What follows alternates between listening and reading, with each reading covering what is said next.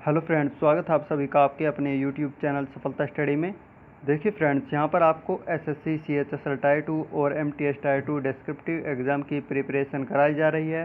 देखिए आज हमारी क्लास नंबर 13 है। इससे पहले 12 क्लासेज आ चुकी हैं। यदि आपने उन सभी क्लासेज को नहीं देखा है तो प्लीज़ चैनल के प्लेलिस्ट में जाकर आप उन सभी क्लास को ज़रूर देखें। प्लेलिस्ट का लिंक आपको इसी क्लास के डिस्क्रिप्शन में भी दिया गया है। उन सभी क्लासेज में आपके लिए इम्पोर्टेंट टॉपिक पर ऐसे और लेटर्स कराए गए हैं। हो सकता है आपके एग्ज़ाम में उन्हीं टॉपिक पर से क्वेश्चन पूछ ले जाए, तो प्लीज़ आप उन सभी क्लासेज को भी ज़रूर देखें। देखिए आज इस क्लास में यहाँ पर हम फॉर्मल लेटर यानी औपचारिक पत्र करेंगे। तो सबसे पहले क्वेश्चन को ध्यानपूर्वक पढ़ेंगे, फिर इसी के आधार पर ही लेटर देखेंगे। तो देखिए यहाँ पर क्वेश्चन लिया गया है, काफ़ी इंपॉर्टेंट यह क्वेश्चन है। इस क्वेश्चन में कहा गया है कि आप आशीष कुमार C34 मालवीय नगर दिल्ली में रहते हैं। आपको दक्षिण कोरिया के प्रतिष्ठित PQR विश्वविद्यालय से उच्च शिक्षा के लिए छात्रवृत्ति मिली है। उस विश्वविद्यालय के कुलपति को इस छात्रवृत्ति के लिए धन्यवाद पत्र लिखे। तो देखिए काफ़ी इंपॉर्टेंट क्वेश्चन है। इस क्वेश्चन में नाम दिया गया है आशीष कुमार और एड्रेस है C34 मालवीय नगर दिल्ली। तो इस लेटर में इसी नाम और इसी एड्रेस का यहाँ पर प्रयोग करेंगे। तो चलिए अब आगे चलते हैं लेटर की तरफ। देखिए आप हमारे चैनल पर फर्स्ट टाइम आए हैं तो प्लीज़ चैनल को सब्सक्राइब ज़रूर कर लें और इस क्लास को लाइक कर दें। देखिए आपके एग्ज़ाम में जो आपको आंसर कॉपी मिलेगी, तो आंसर कॉपी पर सबसे पहले आप प्रश्न संख्या लिखेंगे। आप पूरा प्रश्न ना लिखकर केवल प्रश्न संख्या लिखें, क्योंकि प्रश्न लिखने में टाइम लगेगा। आपका एग्ज़ाम ये पूरा 60 मिनट का होगा, जिसमें आपको 2 क्वेश्चन सोल्व करने होंगे। आपको एक क्वेश्चन लेटर राइटिंग से पूछा जाएगा और एक क्वेश्चन आपका एस्से राइटिंग से पूछा जाएगा। तो आपको 60 मिनट में दोनों क्वेश्चन करने हैं। तो आप पूरा प्रश्न ना लिखकर केवल प्रश्न संख्या लिखें। इसके पश्चात देखिए प्रश्न संख्या लिख देंगे, आप एक लाइन का स्पेस छोड़ देंगे। फिर आपको एड्रेस लिखना होगा, ये लेफ़्ट साइड से ही आप लिखेंगे। तो यहाँ पर लेफ़्ट साइड में लिखा जाता है सबसे ऊपर की तरफ पत्र को लिखने या फिर भेजने वाले का पता, जो कि आपके क्वेश्चन में एड्रेस दिया गया है। आप वही एड्रेस यहाँ पर प्रयोग करेंगे। जैसे इस क्वेश्चन में एड्रेस दिया गया था C34 मालवीय नगर दिल्ली, तो एड्रेस आपको इसी फॉर्मेट में लिखना है। इसके पश्चात आप एक लाइन का स्पेस छोड़ देंगे। फिर आपको डेट लिखनी होगी। डेट आप वही लिखेंगे जिस डेट में आपका एग्ज़ाम होगा। जैसे यहाँ पर डेट लिखी गई है 21 अगस्त 2022। यहाँ पर अगस्त के बाद कोमा लगाया गया है, तो आपको जो भी मंथ होगा आपका, आप कोमा लगाएंगे। तो आपको इसी प्रकार लिखना है। डेट से पहले कोई दिनांक शब्द नहीं लिखना है, आप डायरेक्ट इसी फॉर्मेट में डेट लिखेंगे।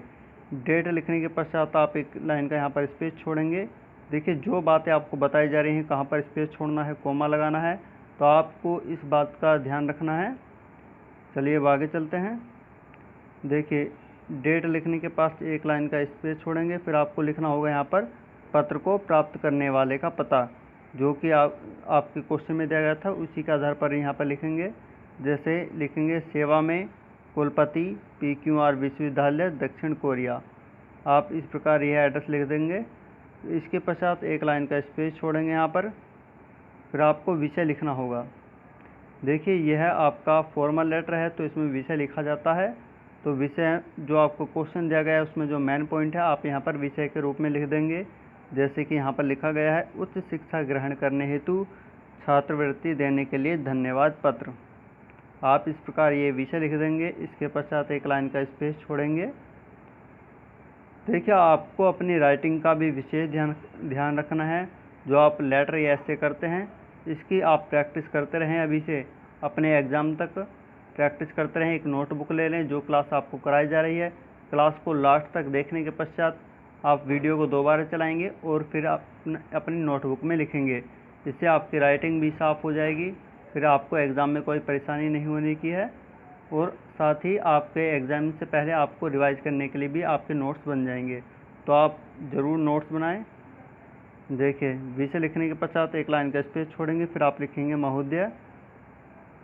देखिए महोदय लिखेंगे। फिर महोदय के डायरेक्ट नीचे वाली लाइन में ही आपको ये एस्से की मेन बॉडी लिखनी है, जिसे आपको 3 अनुच्छेद में लिखना होगा। तो महोदय के पश्चात लाइन छोड़ने की आवश्यकता नहीं है, उसी के डायरेक्ट नीचे वाली लाइन में ही आगे थोड़ा सा स्पेस छोड़ देंगे। फिर इसमें आप लिखेंगे कि मैं आशीष कुमार भारत का रहने वाला हूँ तथा इस पत्र के द्वारा मुझे उच्च शिक्षा के लिए छात्रवृत्ति प्रदान करने के लिए आपको धन्यवाद करना चाहता हूँ। फिर आप ये फुल स्टॉप लगा देंगे। फुल स्टॉप लगाने के पश्चात आपको इसका सेकंड अनुच्छेद लिखना है मेन बॉडी का। तो इसके लिए आपको पैराग्राफ चेंज करना होगा, तो आपको लाइन छोड़ने की आवश्यकता नहीं है। तो आप इसी के डायरेक्ट नीचे वाली लाइन में ही आगे थोड़ा सा स्पेस छोड़कर सेकंड अनुच्छेद लिखेंगे।